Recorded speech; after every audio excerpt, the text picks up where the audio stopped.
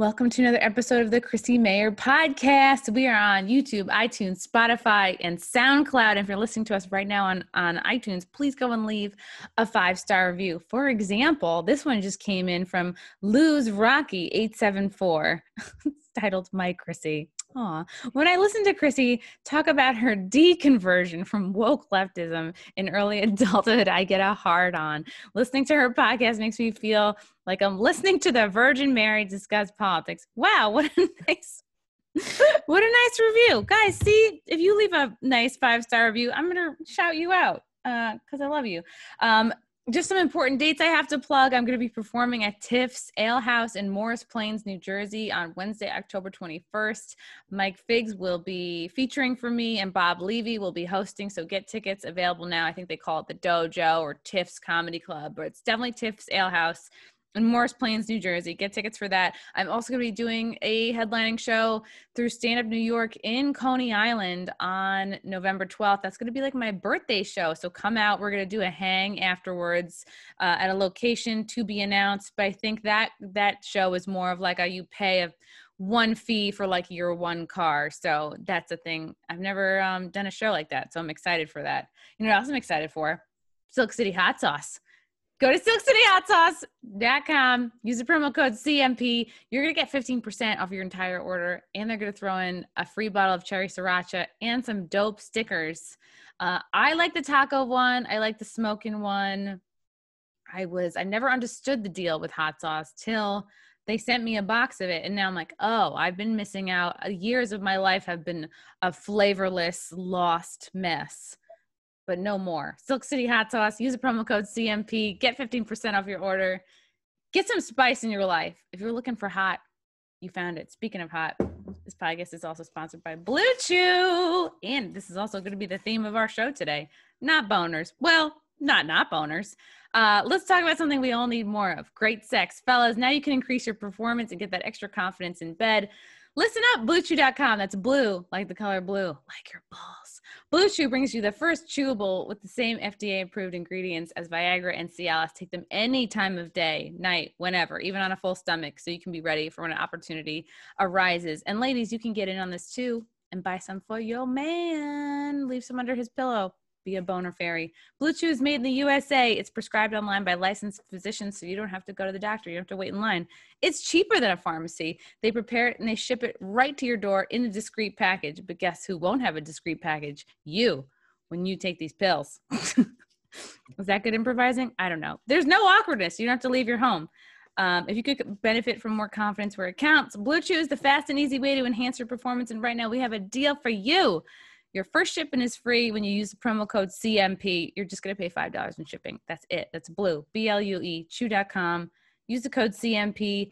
Try it free. It's the better, cheaper choice. I thank them for sponsoring this podcast. Remember, this podcast is free, and so is my love. So if you want to support me, support them. Use the code CMP.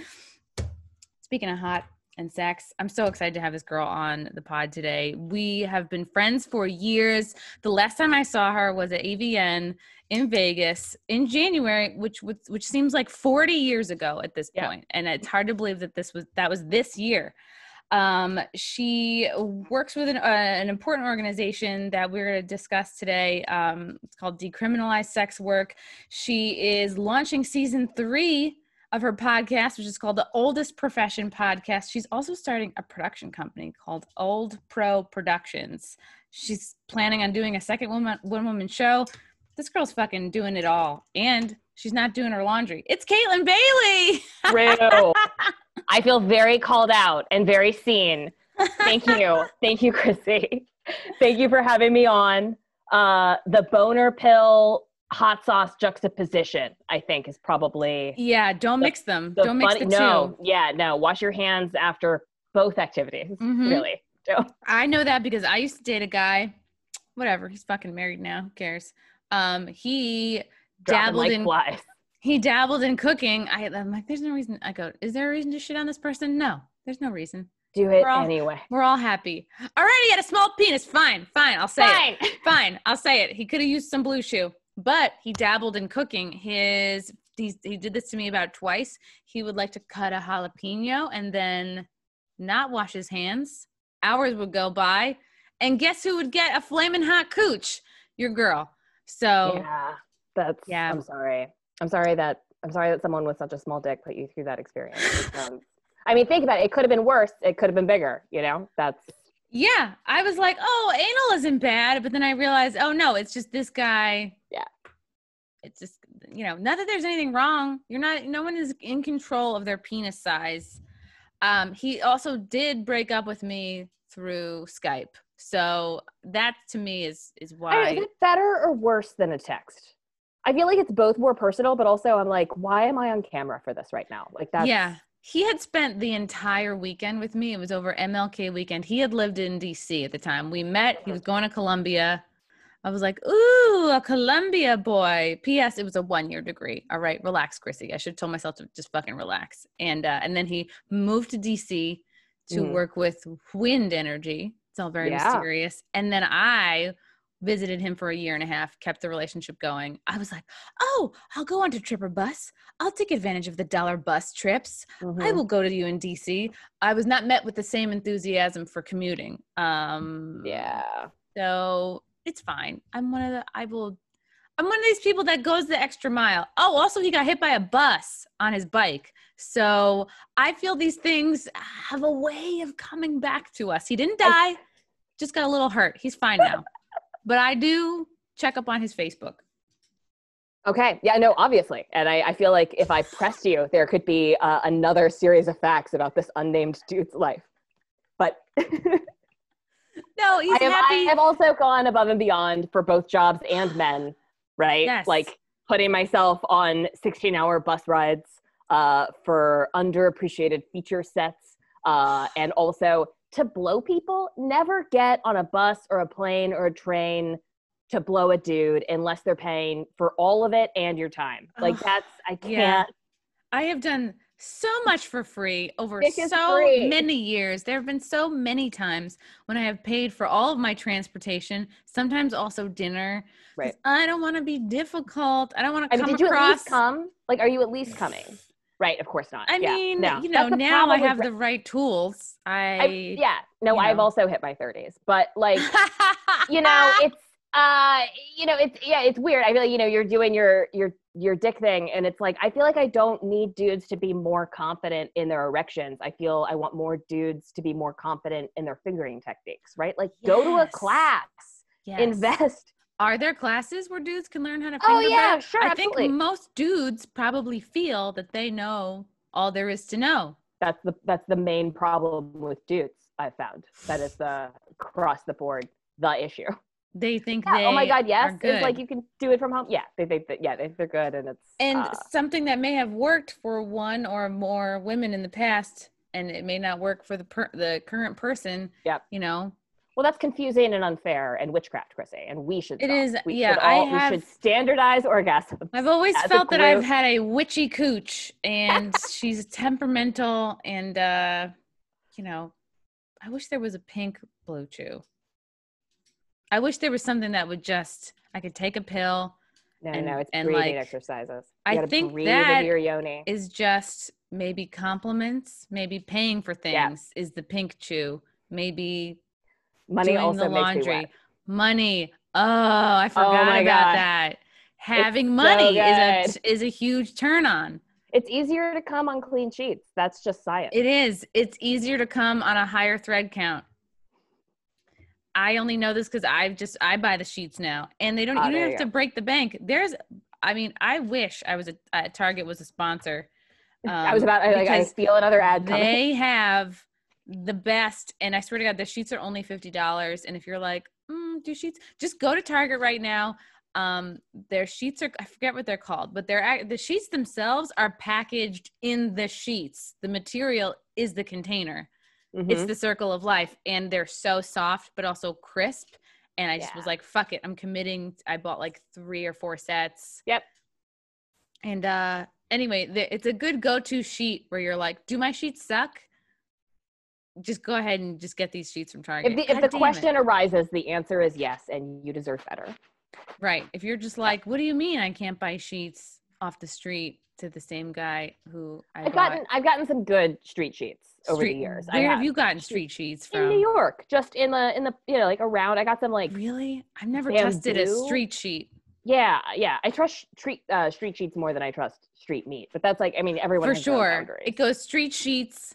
I think street hats and gloves. Sure. Very trustworthy. I've had some of the best. Not insulated. Yeah. But like they are what you're buying. But you're buying polyester knit, and if you thought that was wind resistant, so that's because you don't know how physics works. The $5 umbrella equivalent of hats and gloves, and it will get you to the end of the block. Yes. Maybe. Yeah, nothing for a harsh winter. Mm-hmm. But I don't know how we got here. This is good though. It's like, you know what it is? We're also catching up as friends too. It's like these podcasts. I haven't seen you in forever. The last time I saw you was at AVNs. You were absolutely right. It was so fun. And I was thinking, because you're working at this booth, they have like, they have the awards ceremony, which is the final night. But before that is like, I guess the festival or the what do they call it? The conference. Yeah, it's a conference. So there's big rooms and they're full of people in their booths. And some people, you were in the room where they were selling like sex toys, and they had like, what do you put on a horse to ride it? Saddle? They had a saddle with a dildo in it that you. Oh yeah. I don't know if people. We were next to novelty dicks is what we were next to, where it was like zombies or like, but like very very intricate, very well done. It's like the designer from Game of Thrones, and they were like, but like add a penis to your creations. Yeah. And so that was to our left, and then immediately in front of us it was like hold on, I'm mixing that up with a different conference. I think you could take selfies. There might have been like an interesting background, and it was like a hanging out waiting area. Yes, and then to our right, it was people who were actively on webcams. Yes, there were people mid, and then there was almost like, it felt like there was like a human lost and found next to you, like people just a bin of random things. Like if you had lost your person or you had lost your group, you could just come to the DSW table and claim Jenna. She's in a pink tube dress. Yeah. We will do politics at you while you wait for your friends. So as a cute woman working at a decriminalized sex work booth at a sex convention. I don't know. I was am I explaining this right? Well, here's the thing. I was this woman at AVN, so like. True. You were clothed. I was clothed. I had my hair up, no makeup, glasses. I'm really earnest, and I really want to talk to you about legislation, which is like a turn off across the board. Penises generally don't get it up for legislation unless you're in DC, like my ex. And then, holy shit. Yeah, that's a whole sub fetish culture. Yeah. But anyway, and also you're surrounded by like professionally beautiful people in the porn industry. So I didn't get too much sexual attention, but we did get a lot of enthusiastic support from like both porn makers and porn viewers that understand like why the world of porn, which of course is like not criminalized, is an important part of the Decriminalize Sex Work campaign. Why are they an important part? Because they understand how like the stigma affects all of us. Like it affects porn stars, it affects strippers, people lose their kids. So there's like a civil rights issue. And then also there's a lot of crossover of like some people that do porn also engage in like the criminal activity of escorting work. And it's important for them to like lend their voice to this movement because they can be out in a way that more criminalized members of this field can't be. Because they're more visible and like, right. I mean, glamorized, commercialized. Exactly. I don't know. Yeah. They're like recognizable. Mm-hmm. And I know this because I've interviewed porn stars who are mothers whose daughters or children, usually it's daughters, like this has happened at least twice. Somebody I've interviewed was like, yeah, my daughter was in school and then like another girl in her class or the principal found out what I do and there was a fucking meeting about it. Right.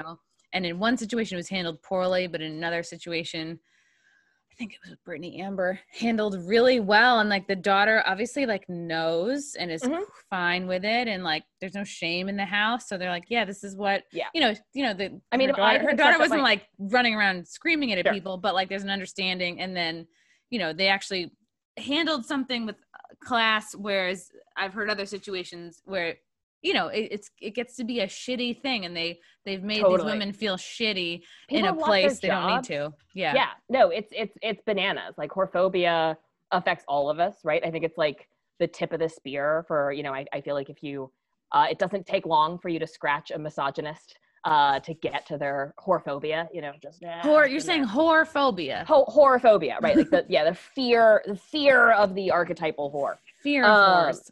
Yeah, which is, I get it. Like, how can you raise kids and have sex at the same time? It's like, do you not know how? Oh, really? How can you raise kids and jerk off at the same time? Yeah, no, it's confusing. We should ask more questions about that, I think. What we really need more of is more intrusion into our most private lives. That's, across the board. I think, like, ask any American. I've always felt that way. Yeah. So, yeah. So how do you work with, say, porn stars or porn production companies? Like, how can they help what you guys do? Just promote the message that, like, arresting adults for doing grown-up things with each other is wrong and dumb across the board. Like, it's a real simple message, right? And who is getting arrested? Sex workers, their clients. Like the embarrassing Robert Kraft sting, I think, is something that we should not let the South Florida police forget. Wait, I don't know anything about this. Oh yeah, late last year, Robert Kraft, who owns the Patriots, right? Oh, I thought you were going to say owner of Kraft cheese. No. Yes. Maybe like 3 generations. I don't know. He's some fucking billionaire, right? Like, he's some billionaire. He's got that old cheese money. Mm-hmm. He's a widower, right? Not married.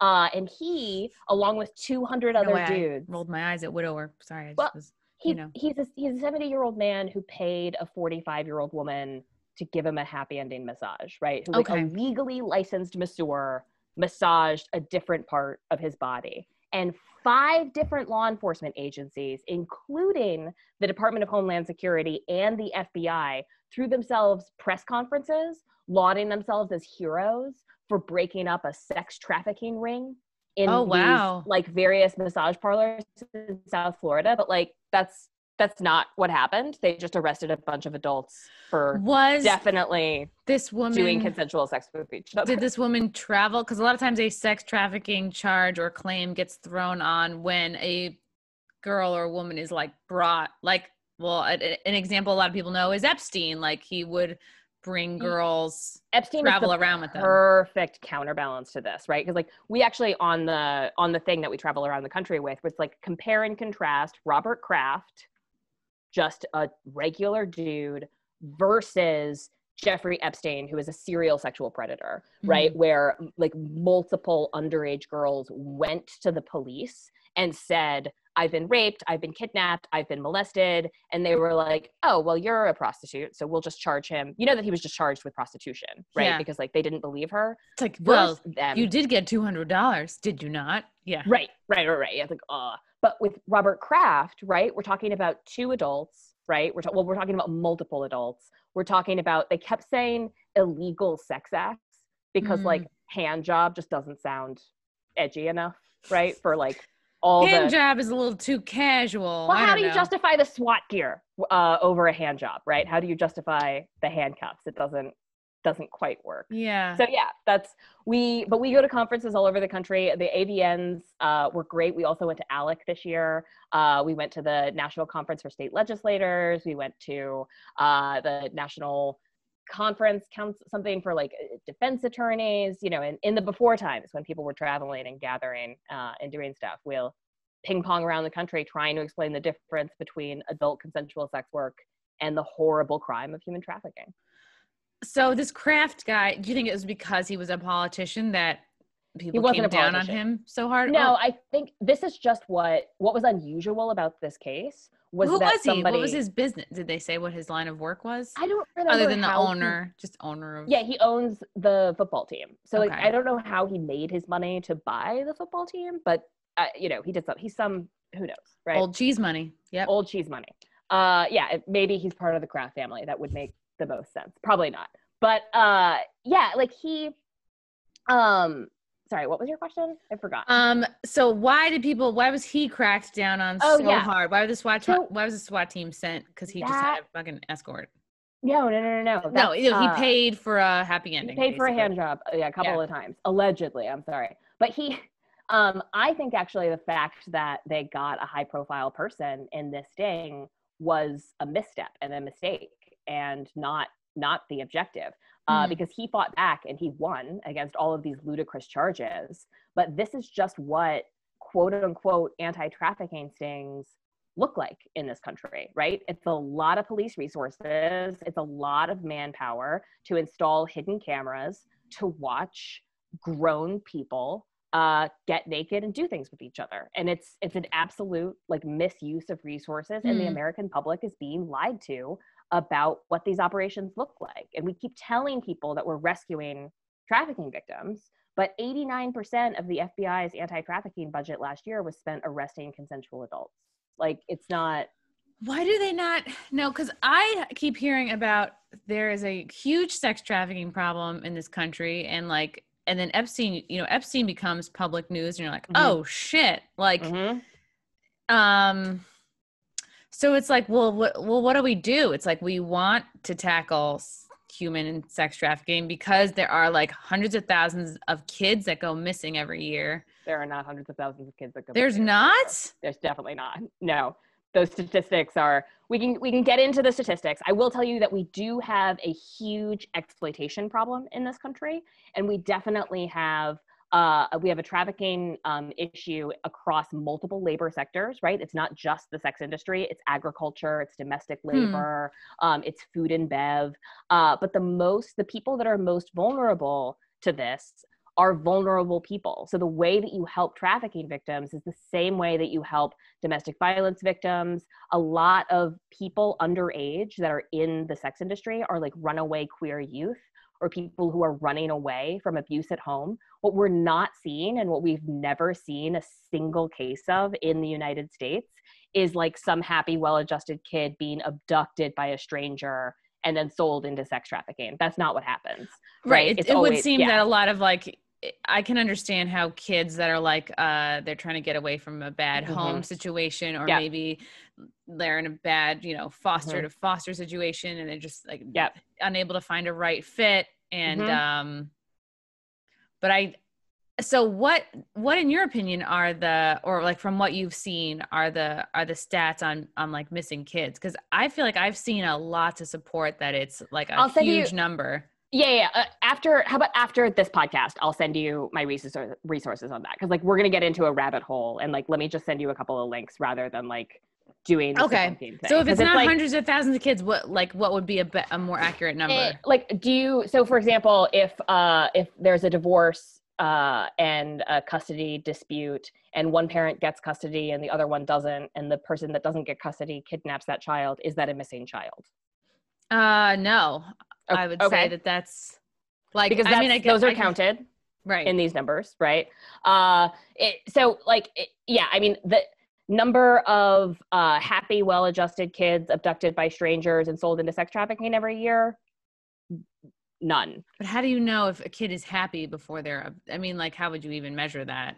Right. What I mean is that like, it's not, these cases are not, the story that is told is not, I was on my way to soccer practice and then a van of people that I've never seen before I've never heard that. Up. Yeah, right, I've never heard Right. That's like not how that happens. It's, I developed a relationship with somebody long term, and then I got myself into debt, and it felt like the easiest way to get out of it. So yeah. Okay, so maybe it's more like you're a younger person who is in a relationship with an older person. A lot of exploitation and violence in the sex industry looks a lot more like domestic violence than it does like drug cartel. That's interesting. Do you think it's, from what you've seen, is it like, okay, they're just dating, or is it more like these girls or guys, they get into a situation where they're like, well, I know I can make money from this person? Or is it both? It's both. I think it's all of it. I think that like sex work has always been all kinds of people doing all kinds of things for all kinds of reasons and having all kinds of feelings about it. The one thing that I know for sure doesn't help is arresting those people. That's not the answer. This is not a problem that we can arrest our way out of. Right. Because if you arrest, like, let's say it's this Kraft guy, if you arrest the guy that paid for sex work, then that's probably doing nothing, because he probably can afford to just like bail himself out, and he's not going to not want hand jobs anymore, right? If he's not a person who can get them from a relationship, if you're somebody who likes paying for sex, like, okay, getting arrested is not going to probably stop that because it's a primal desire. We know the model of law that you're talking about is called end demand, right? Or it's also known as the entrapment model. And we see it in Norway and Canada and Sweden and countries like that, where they criminalize the purchase of sex, but not the selling of sex. And everywhere we've seen that model, violence against sex workers increases. Because do we have that in the US too? No, only in small counties. So like, you know, like for example, John stings are a thing, but both the buying and the selling of sex is criminalized almost everywhere in the country, except for a few counties in Nevada, which is where you don't have decriminalized sex work. You have legalized, regulated prostitution, which is a dystopian nightmare that only benefits brothel owners. That is not, nobody wants that. On the surface, you hear that, you go, oh, is that a good thing? It's legalized. It's not. How is it bad? Nevada is the only state in the union with legal regulated prostitution, and it has the highest arrest rate per capita for prostitution. Because like, okay, so you want to work as a legal prostitute in Nevada. The first thing, you have to register with the local sheriff's department as a legally licensed prostitute, which becomes a subpoenable thing about you for the rest of your life. Whoa. So you can imagine how this plays out in like custody battles, for example, right? So there are like reasons why people wouldn't want to do that. Wouldn't want to register. Hired by a brothel owner. They're like 95% of them are dudes that had to be a part of like the boys club of Nevada, not only in order to get the money to pay for the licensing fee, but to go through the political rigmarole of like securing one of these limited licenses. And then you have to be willing. It's like driving a cab in the city. Right, exactly. So it's like that whole like fucking, you get it. It's hard to get. I thought you were going to shut me down and be like, no, it's not at all like that, Chrissy. Stop trying to be funny. No, please never stop trying to be funny, Chrissy. Eat it. But like, then you have to follow this like willfully confusing labyrinth of like state, county, and city ordinances that are all designed to like protect society from the whores. So like if you are working at a brothel in Southern Nevada, it is a crime for you to leave that brothel and go to the town that you're working in and have a drink. It's illegal. Just have a drink. Just to go into a public. Because somebody could say that you're soliciting. Exactly. Right. So if you're a legally licensed prostitute, then you can't do that. In addition, there are like, you know, house fees, and you have to like work in 12 or 24-hour shifts. You're competing with everyone else in the house. Like it's a different kind of work environment than what is possible if you're just working as like an independent escort. Right. You have clients, you have like being a hairstylist, you have your people that you know like you. Yeah. Right. Exactly. As opposed to like reporting to the lineup, you know, and having to do what your like shitty manager wants you to do because, you know, like, so it's just there are a lot of really good reasons why the overwhelming majority of the sex trade that still exists in Nevada is in the black market. And now there's this extra incentive where like brothel owners really want law enforcement cracking down on their illegal competition. It's also impossible to work legally in Vegas or Reno, which is where the highest demand is. So we don't want like licensing schemes. We're not trying to regulate like grown-ups' sex life, right? Like we legalized being gay, right? And we didn't make everyone like go out and fill out paperwork if you want to do butt stuff with your buddy. We just like stopped arresting people for that. That's what we're trying to do. That's what decriminalization looks like. Interesting. So why do you think,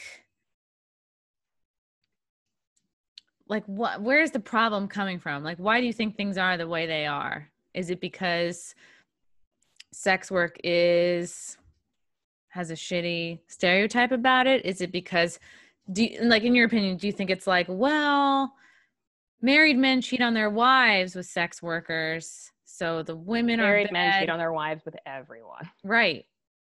So I'm just trying to wonder, like, who does the current system benefit? Why do you think it's in place as it is? I think it's important to remember that we didn't criminalize prostitution until the early 19th century, like during the Progressive era. Because it was the oldest Profession. Right. So like we criminalized prostitution at the same time that we criminalized abortion and alcohol, which was like in the early 1910s, 19 teens, in the lead up to World War I. And the first real police crackdown that we have on sex workers is during World War I. And it's something called the American Plan. And it's sold to the American public as this like big anti-STI or STD initiative, right? Like anti-venereal disease. And so they start rounding up slutty looking women essentially around. If you just look slutty, you get rounded up. Yeah. If you just make one kind of eye contact with a cop, then they could. I'd be like, let me know. I am not going to do my hair that day. I am not wearing a push-up bra. I am wearing my glasses. Sorry, no offense. You look cute in your glasses. I've been told I look okay in mine, even though I had a ripped cornea. I know that this isn't my hottest. I've been living in my pajama pants in my parents' lake house since March. So I have let it go. There's going to be some sexy librarian comments for you in this thread. I can already see it coming. No pun intended. Yeah. But it's, so the first. So World War I, right. World War I. So we closed the brothels, right? We closed the brothels in like between 1910 and 1915. Right. And then 1917 is when America gets involved in World War I. And that's when we start rounding up slutty women. And this is when you see pimps for the first time in the ecosystem and the economy of sex work. Because shit used to be run by madams. Right. But once you start rounding women up for being alone and being suspicious, then you force them to depend on men to escort them in public or to go out into the world to procure clients to bring back to them. To a hotel room or like wherever they're staying. So you push the whole thing underground. It's the same thing that happened with the prohibition of alcohol, right? Like the mafia. There were speakeasies. There were the whole idea of the martini glass is to quickly throw out the alcohol when the cops come.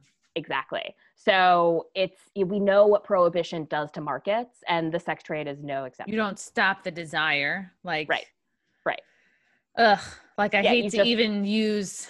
I mean, it's fucking gross, but it's like, I always say like, child porn is fucking awful, but it's like, I can't imagine it not existing. Like it used to be, you have to go to the dark web, but now I see it on Twitter. Oh, that's so gross. I will say that like child porn is bad. And child porn is bad, very bad. And we should all have very strong feelings. You heard it here first. Yeah. and also privacy is precious. Do not open back doors to your civil liberties and your privacy just because you've gotten emotionally worked up over child porn, right? The Earn It Act is bad.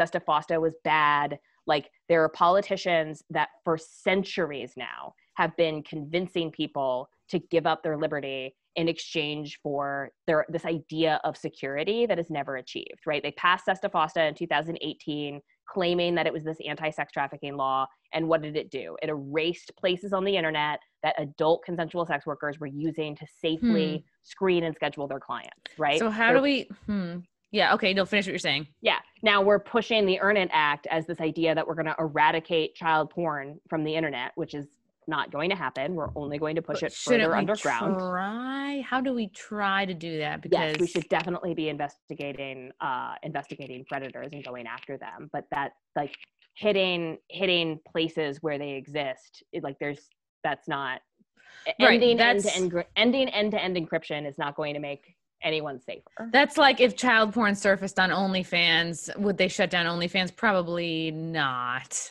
Right, but child porn is on Twitter. Should they shut down Twitter? They haven't. Twitter doesn't give a fuck about child porn. They completely ignore it. Like that's weird because they've shadow banned like so many of my sex worker friends who are like their priorities are so out of whack. They'll shadow ban people who talk about conspiracies, but they won't tackle actual child porn accounts that are like dispersing. It's really upsetting and I know that's like a whole separate issue.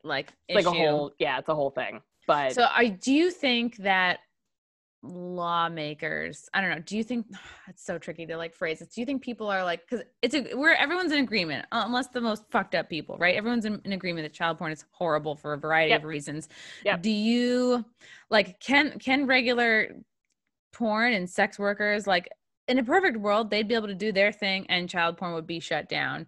Do you Sex feel like workers, people are like, combining the two? Like that's saying people- one allows for the other? Yes, exactly. Well, it's conflation, right? People are saying that like pornography and prostitution is child rape, right? That like nobody could ever consent to this, and if you do, you know, you're just a victim, and you don't know what you want, and we know better, and the conflation of human trafficking and child rape and rape with adult consensual prostitution is the cause of all of these problems, and that we say that we're going after one when in fact we are only going after the other. And I will tell you that adult consensual sex workers are probably in the best position to identify victims of trafficking if they can report crimes committed against them or crimes that they witness to law enforcement. And if they were not so consistently, right, arrested, trumped up charges, raped and assaulted by police officers.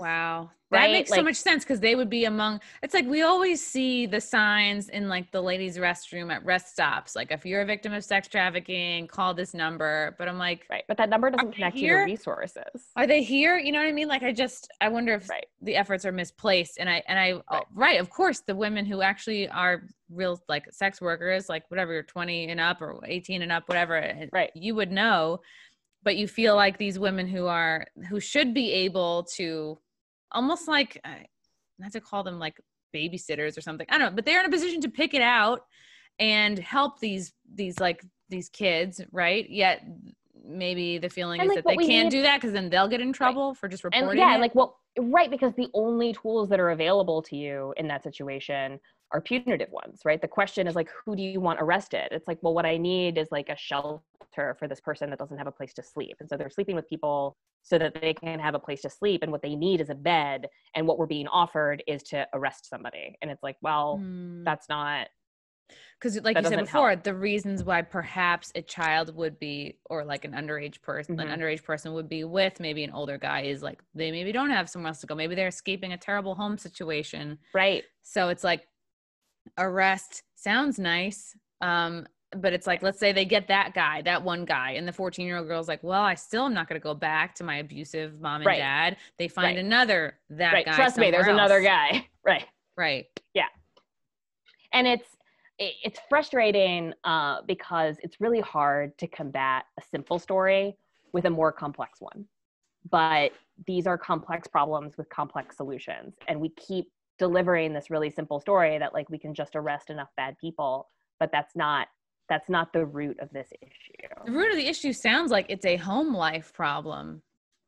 Well, I mean, it's a resources for the problem, kids. I'm talking about for the kids, like the kids that get fucking lost and, you know, systemic abuse. But like, and that's the real tragedy of child pornography and child like sex trafficking is that this is a home problem. This is a family problem. There are like abuse within households is and has always been the issue. Like the internet didn't invent child abuse, right? Like this is something that has been going on.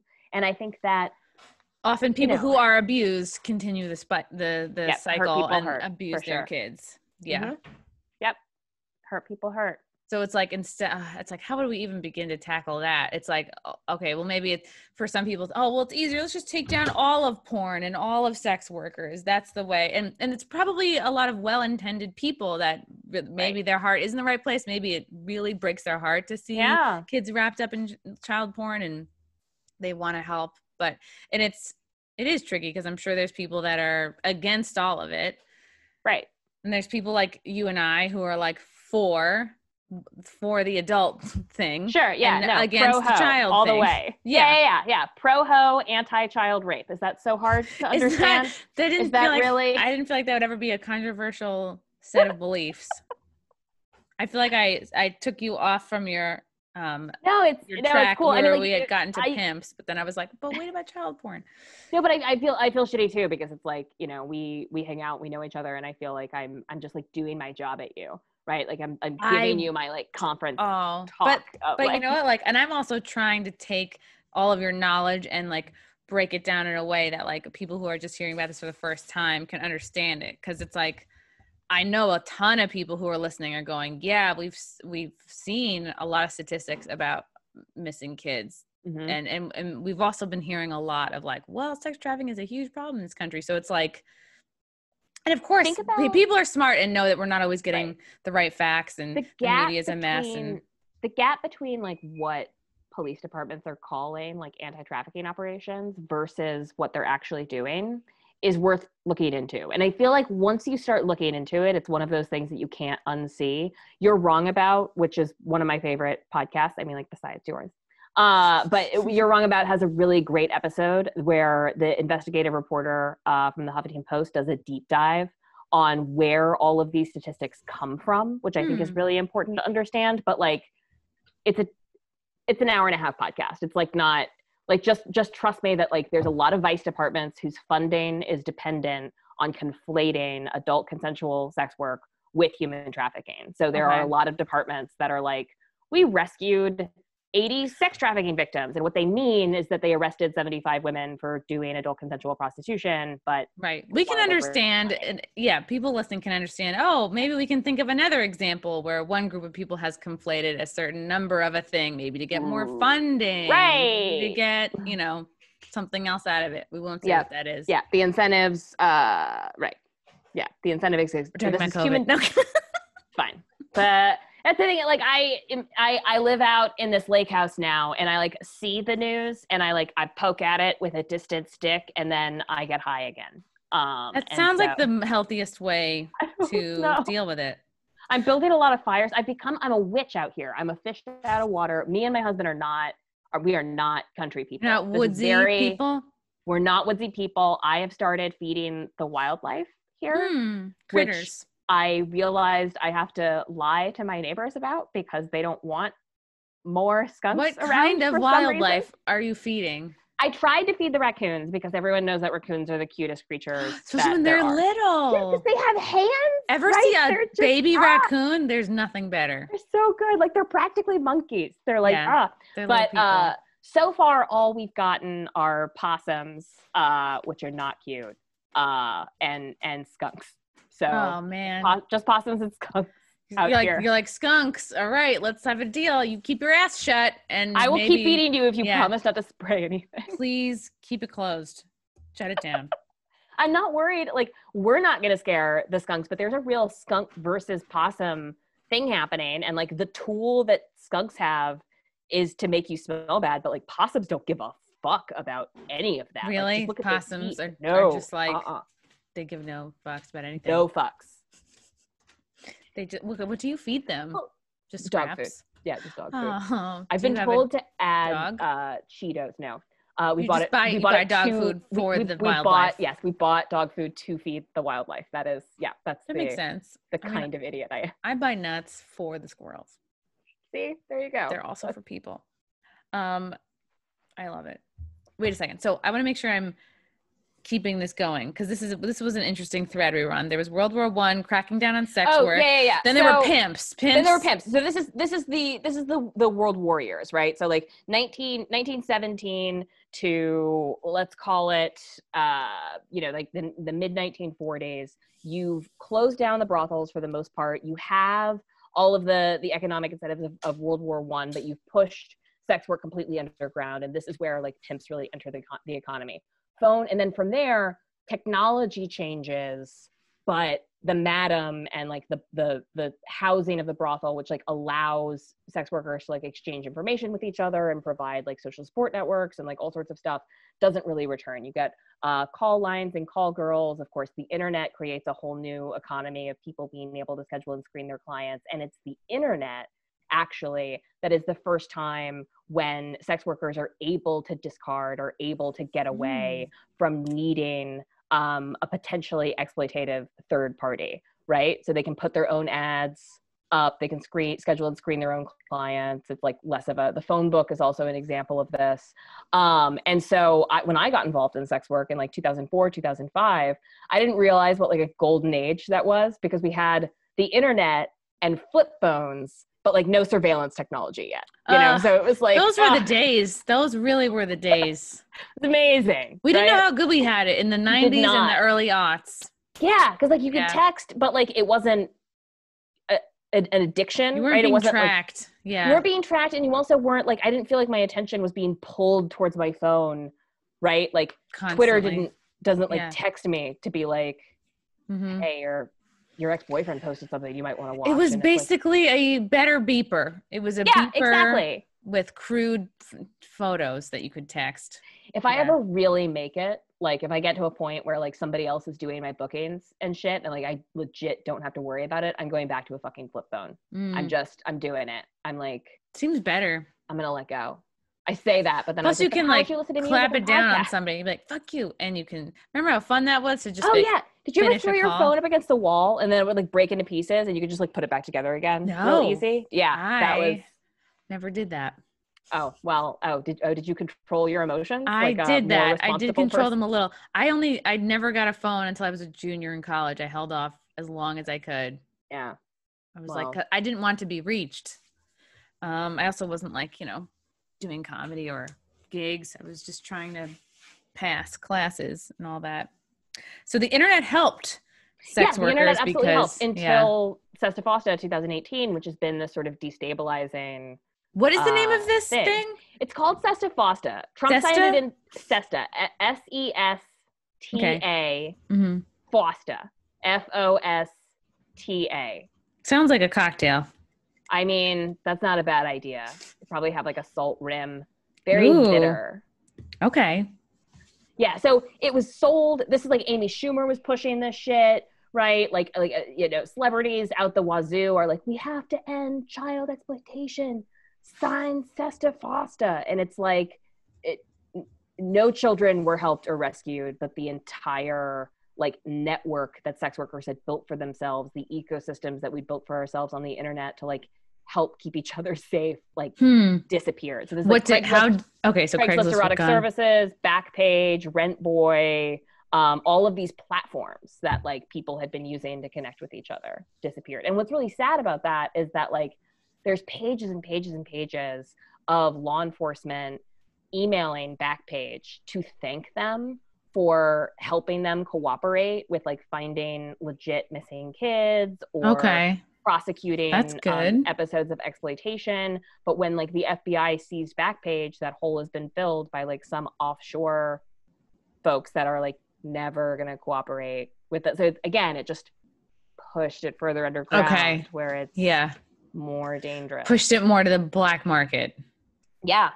Like, yeah, I mean, that like Stonewall, the place where, you did your show for a long time, that bar was owned by the mafia in 1969, right? And it's not because... I feel like I should have known that. Yeah, well, it's not because like gay boys love Italians. Everyone loves Italians. But it's because gay bars were criminalized. Right. So, of course, they were run by the criminal enterprises. And it was also a hotel. It was like it was an inn. Right, yeah. It was a community gathering place. Yeah. But yeah, like that's another example of like what prohibition does to communities. Wow. This is interesting. So people, legislators, they sort of like pushed Sesta Fosta as a thing that was going to take care of child porn and child sex trafficking. And it just really fucked over adult sex workers. Yeah. Yep. That's frustrating. It is frustrating. And you were talking about how you got into it in 04, 05.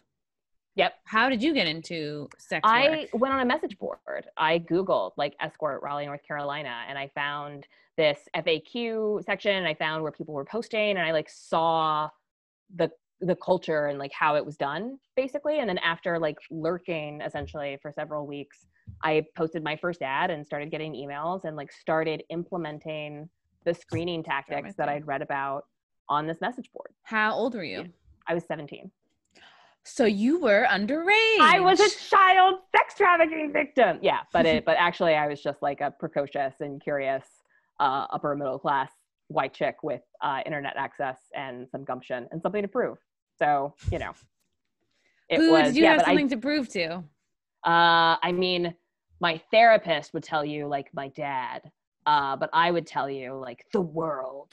Okay. So yeah, like. And are they really all that different when you're 17? Exactly. Right. Yeah. It's hard. But I was raised in like abstinence only education. Like I had a Baptist minister's Like wife. we all were, which helps no one. Yeah. Did you ever have someone come to your school and like put glue on a piece of paper and then put another piece of paper on it and then rip it apart and be like, this is what happens to your body when you have sex with someone? Okay, no, pieces that's of yourself. Yeah, fucking crazy. We had take care of this baby that's gonna cry randomly, but not really explain how. I would just put it in my closet and put sweaters over it to get it to shut up. They were like, "You're not ready for a baby," and you were like, Yeah. "I'm also not ready for this algebra test." No, I'm not ready for dolls. Is what it is. Yeah. Wow. Right. It was like no education at all. Like, yeah, grew up petrified of penetration. Given lots of hand jobs, blow jobs, you know, everyone just providing jobs. I'm sure that really helped you connect to your like, you know, pleasure and like really trusting your gut and like that didn't help you navigate relationships. No, none of that happened until my 20s and 30s. I just was like, nothing can go inside me, which was I was like, I will immediately get AIDS. Tampons. Yeah, no, of course. Tampons I would do because I was a gymnast and a diver, and I, you know. Yeah, that's not the aesthetic you're going for, right? Yeah, and anything for beauty. Yeah, I didn't want any bunchiness happening. Wow. So you got into that at 17, but you were like, you know, in some states that would be the legal age anyway. 16 was the age of consent. I mean, like I was the same age that my father was when he went to Vietnam the first time. So like both going to war in a way. Maybe we were both too young. That's sort of my position there. Yeah. Like, yeah.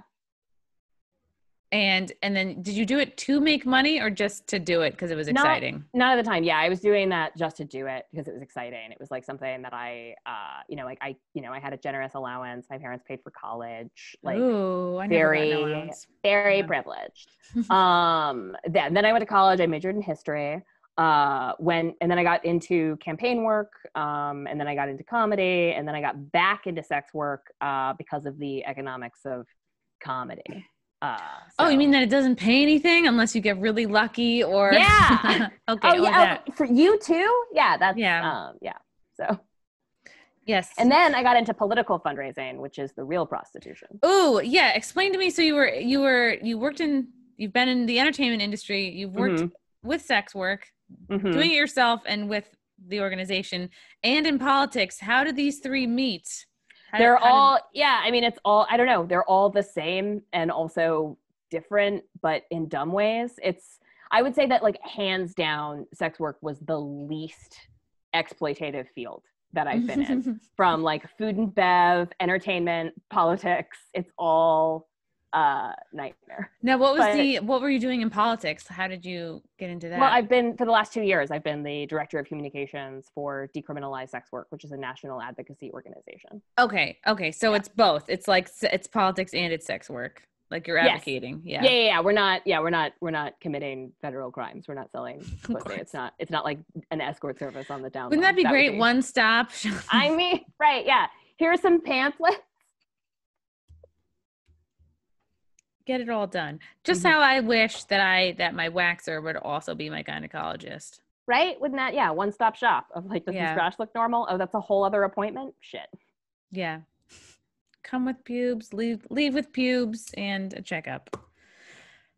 Maybe that wasn't the time for that. Okay, so explain. So as someone who works, I don't know how I want to phrase this because it made sense before we started recording. Yeah, just kind of like your experience with all three. It seems like politics is the sort of ickiest one or the least. I don't know. Entertainment's pretty bad, but yeah, I like well, it's just a different kind of storytelling, right? It's more like, I feel like in entertainment, in comedy, you're allowed to tell, well, maybe not anymore, but there was once a time where you could like tell complicated stories, right? It could be like complex, multidimensional people. Whereas politics is really, it's a one-note game, right? Because it's like you have to be pushing a simple story because you can't fundraise with a complex story, right? And no one wants to give money to like, it's complicated and everyone's flawed. Like that doesn't, you have to be for or against an issue because that's what gets voted on and where the funding goes. Yeah. And like, I don't, I feel righteous, for lack of a better word, about like, I think that decriminalizing sex work is the best, you know, the human rights angle. It's the only way, I think, to like end human trafficking and stop exploitation in the sex industry, is to take it out of the black market and not create this like two-tiered system with legalization.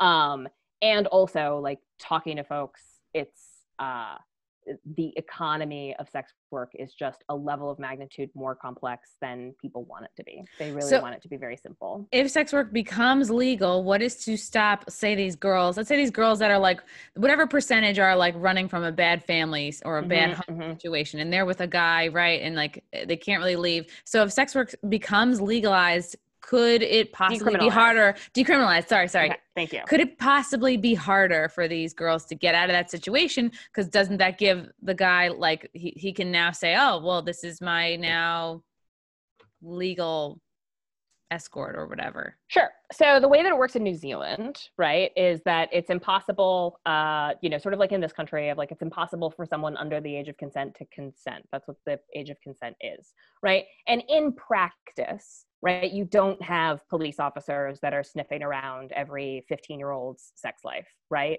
But unless they're her dad, yeah, right.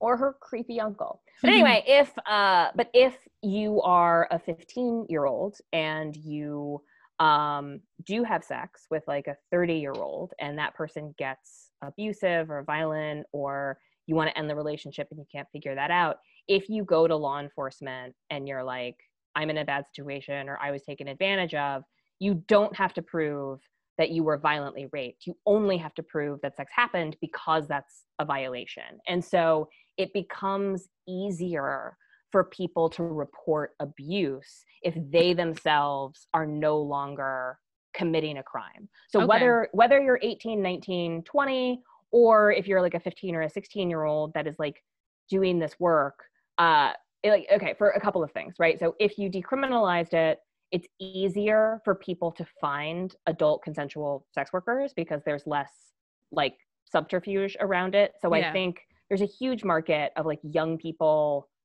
advertising themselves as older people, right? So that because they want to avoid that helps with that. Confused as a child sex trafficking victim, right? A lot of networks of support, like Marsha P. Johnson and Sylvia Rivera, for example, used to sell sex themselves in order to fund the Star House, which housed homeless queer youth as young as like 11 or 12 years old, right? So it helps protect those economies. So a lot of queer youth will like run to people within their community, and so it enables people within the community to support those folks. And most importantly, it makes it easier to report abuse or suspicious behavior because you are not admitting to a crime yourself. My favorite story in New Zealand was there's a young woman, she was like 26, 27 years old, engaged in like totally not a crime sex work in New Zealand, and her client wouldn't pay her. And so she called the police. So then it becomes a date. Right. Just a regular old date. She called the police, right? And the police called her client and said, hey, sir, do you want to pay this woman for her services, or do you want us to come pick you up? Oh my God. Wow. Yeah. Right. Like that's, so, sex work is decriminalized in New Zealand. And has been since 2003. Wow. Oh my gosh. Okay. So decriminalizing sex work actually would help the child porn problem, you're saying? Agreed. Yep. Because we know what prohibition does to markets, right? Like makes them sketchier. Legalizing marijuana hurt drug dealers. This is interesting. I feel like this should be a larger conversation. I am working very hard to make that happen. Yes, I know. Hence this podcast. We're going to accomplish all our goals as soon as this podcast gets released. Do you think that sleeping with a sex worker or an escort should be considered cheating? Did I already ask you this? You asked me this before we started, and I'll tell you on air what I told you off air, which is that like everyone decides for themselves what the boundaries are for themselves and the relationship, right? So based on what you feel. Yeah, like I know, like for example, when I was working, I definitely had clients that had spouses with like terminal illnesses, for example, where they were seeing me with like with their blessing for sure. And also I definitely, you know, was with clients who were actively hiding this from their relationship as though we were involved in like some kind of extramarital affair, which always made me, you know, feel like, right, because you weren't in a dude, relationship. You we're were not like in a relationship. transaction. Yeah. Yeah, it's like it is. And my question to you would be like, if you signed up for a massage or whatever, and you walked in and it was going to be a male masseuse, like, would your boyfriend have a problem with that? Like a strange man No. touching your naked body? Well, then No. like, Yeah. then like this is fine. Yeah. You know? Yeah. But I mean, like you know, but I can't speak for other people, right? Like, I don't know what the rules of your relationship are. Isn't it like, weird that I'm totally fine with a male masseuse, but I would never do a male gynecologist. Like, I did it once and I was creeped out for life. Yeah. I've had my worst gynecology experiences have been with women. Oh. But I had a very positive experience with a gynecologist. I'm sorry, can I tell? This is my Yes. Okay. Well, all right. So my husband and I fled the city in March, right? Because like we were COVID. I mean, you do. Yeah. Right, yeah, things were crazy. And we moved down. We quarantined in my parents' lake house, and then we moved into my best friend's house. But we were like a guest in her home for like 6 months. Oof. And like it's just like a lot of right. And I got a UTI, and I tried to call it in to the like doc that you could do on the phone, and the antibiotics that they prescribed me gave me like a yeast infection. And then like, so it was this whole cycle of like my innards just getting like all gugged up and weird. And so I finally made like a masked appointment with like my friend's sister's gynecologist in Raleigh, North Carolina. And so I went there, and we're all wearing masks. And I'm just like physically uncomfortable and like displaced and discombobulated. And he examines me, and like, you know, we figure out what's wrong. And then he asks me, is anything else going on? And I burst into tears. It was like, we're practically refugees. And it was like my worst white woman moment of like just being a spoiled, overdramatic. Miss my bed. I miss my house. Yeah. Like, that's funny. That's the best kind of refugee, with all of your needs getting met. Yeah, no, totally. It's like, yeah, I'm able to work from home. I have a passive income. It's not, I'm fine. I am fucking fine. Oh, so you had a nice moment with a male gyno.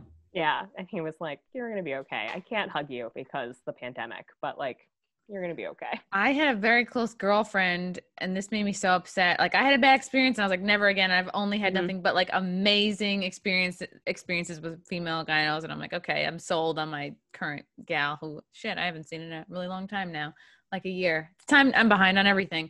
But my friend, oh my God, she was like 50 years old, and she's telling me she's been seeing this male gyno because it's her mom's doctor, right? Like, just had been seeing him forever. And then she told me, yeah, he's kind of strange. Like, he actually tells me that I'm too tight, that I have to have sex because I'm too tight down there, and like put his fingers in and said, I'm going to help like stretch you. I swear to God. And I was like, you have to leave this person. You cannot. That's not. This is wrong on so many levels. Like, I was getting so worked up and like upset. And I was like, this is like a good friend of mine. And I was like, I can't fucking believe. And I even like, when I followed up with her, I was like, you left that doctor, right? And she's like, no, he's my mom's doctor. And like weirdly apologetic and like making excuses for it. And I was like, oh my fucking God. It was just like the ickiest, most horrible thing. And I was like, how the fuck does this guy get away with this? It's hard to get people to see the abuse that's happening to them. I'll tell you, that's a hard thing. And also, like, not for nothing, but all of medicine has just been like misrepresentation of women's bodies. Like when medical schools started getting built in like the 1830s or 40s or whatever, it's like lesson 1, masturbation causes cancer. Lesson 2, women's bodies are gross. And so like we don't know a lot about our own bodies. And so like misinformation like this can perpetuate. Like, that's not how tightness works. Like, that's not, like, you can't stretch out a vagina. Like, why does that matter to a doctor? That's just so first of all, and then second of all, like, gross. that's predatory and like sexual abuse, and it's gross, and it makes my skin crawl, and it fucking sucks. And like, what are you going to do? Report her I was doctor so against her shocked will? because it's not like, oh, this is my young girlfriend. This is like my 18-year-old friend. This is that 50-year-old woman who's like, yeah, this is the deal. And I was like, oh This God, is the deal. I go and get yelled at by my pussy doctor about gross. I need to go have sex because Doctor's orders. Nothing going in there. Nothing comes in, nothing comes out. The whole thing Bums me out. She's not going to listen to this. It's fine. We didn't say her name. No. We should say her doctor's name, but yeah. I tried to like, I think he's in Westchester. Mm-hmm. I'll have to find out. I don't know. But yeah, that's what I've been up to for the past 2 years is the trying to end the prohibition of prostitution in the United States thing. So how will your new production company be sort of like a more artsy, creative way to continue the work you've done with Decriminalized Sex Work? Yeah, well, Old Pro Productions wants to tell better sex worker stories. And sort of like I was alluding to earlier, I feel like in the world of entertainment, in the world of creative storytelling, like we're able to tell more complex stories than you're doing in a political environment. And so, and talking to legislators over the course of the last 2 years, I realized that there's just so much misinformation out there about what sex work is, what it can look like. And I feel like changing the stories that we think that we know about the oldest profession is a really good way to get folks ready to accept in a compassionate and sane way sex workers like living openly amongst us. So, yeah, it's definitely time for it because with podcasts like, well, mine is newer, but like certainly Holly Randall, and she interviews all these porn stars. I hate when people say, oh, you've really humanized these porn stars. And it's like, oh my God, like that's where you're starting from. They weren't human. But like, I mean, let's find a better way to say that, I guess. But like, if someone's has a nice, thought behind that, like, oh yeah, like I'm someone who doesn't know any porn stars. I have a certain judgment about them. And now I've heard you talk to them for an hour and we all have the same problems, Yeah. I mean, when this shit, like a lot of people say that the sex worker rights movement began in 1975, right? With International Whores Day, when 200 sex workers occupied the Church of Saint Nazaire to protest police brutality in France. And they hung a banner from the church that read, "Our children do not want their mothers in jail." Wow. And I think like this idea that, the Madonna whore complex, we like to divide people into, but like sex workers are and have always been and will continue to be mothers, right? We all contain multitudes. Yeah. And I think that there's a tendency with sex workers or with anyone, like we live, we like to divide up into teams and dehumanize and flatten each other. But human beings and the human condition is just more complex than that. Right. And I think for anybody who is pro keeping the pro family, pro keeping the family unit strong, like here, like after listening to this, it's like those folks can say, hey, now maybe I am more on the decriminalizing sex work train because it in effect helps contain the family unit in a sense, I mean, there are definitely some arguments for that. Like, I think that seeing a sex worker while your spouse goes through something, right? Like is probably a great way of keeping the family intact. I think that it's a really bad like a therapist, kind of, if it's all good. And like right? Sex workers and healing, like there's a lot to that, And there's a song about it. It's called, guess what? Sexual healing. See, there you go. There's a whole thing. Sexual therapists are a real thing, right? I like to say like churches, brothels, and theaters all share a common ancestor, right? And it's the temple. And so like it makes sense to me that people find connection. Like talk to any sex worker, whether they're a stripper or an escort, it doesn't matter. Emotional labor, emotional connection is like a big huge part of what they're doing. And so I don't think that you should be turning to a sex worker as a way of turning away from your partner or shutting down with your partner. But I do think that like professional sex workers can offer a bridge that might be too much to put, on your partner, Right. It's a lot to expect one person to handle all needs that a person will have for their whole lifetime. For the whole time. Right. Yeah. Right. And I think also, like, with my example of like helping keeping the family together, it's like, okay, if your mom is a sex worker, she's not gonna get locked up. Like she can stay, you know, like raising her kids and with her husband or whatever. Yeah. Incarcerating fewer people should be a family value, right? Like I feel like the Family Values Party should really take the position of like keeping families together by keeping people, like nonviolent offenders, out of jail. Right. Yeah. In terms of like trafficking and exploitation, the foster system in this country is rife with it. Right. You send a mom to jail for doing sex work, and then you send her daughter to live with strangers. The likelihood of her getting molested just went up. You did not rescue her from. Yeah, it's just bananas. Like I hear about so many of these organizations that are supposed to help. They're like foster kids or help orphans or whatever. They commit like the worst, you know, like human rights violations or abuse. It's like it comes out of these places that like they say they front like they're helping kids, but this was fascinating. Yeah, this was a lot. Thank you. Thank you so much for having me on. If your listeners like more of this, I talk. This is gonna sound so cunty, but that's part of my brand. Let it rip. I went through like a branding exercise or whatever with someone, and it's like what social justice warriors and men's rights activists can all agree is that I am a condescending cunt. So if you like this tone of explaining things, then you're gonna love the Oldest Profession podcast, where I tell history stories. And what I think we should learn from them. And every episode we do a deep dive on a different old pro from history. That's cool. We're everywhere, it turns out. And then where can people find you, follow you? Yeah, totally. Twitter and Instagram at Old Pro Podcast, or Kaytlin Bailey, spelled in my unique and delicious way. Kaitlyn. No, Kay. You're wrong. Kay. Yeah, I know, Chrissie. With the weird spelling. Some and the friend of mine, and it's in your Zoom thing. I know, Kaytlin. Yeah, wow. We go way back. You fucking, it's Kaytlin.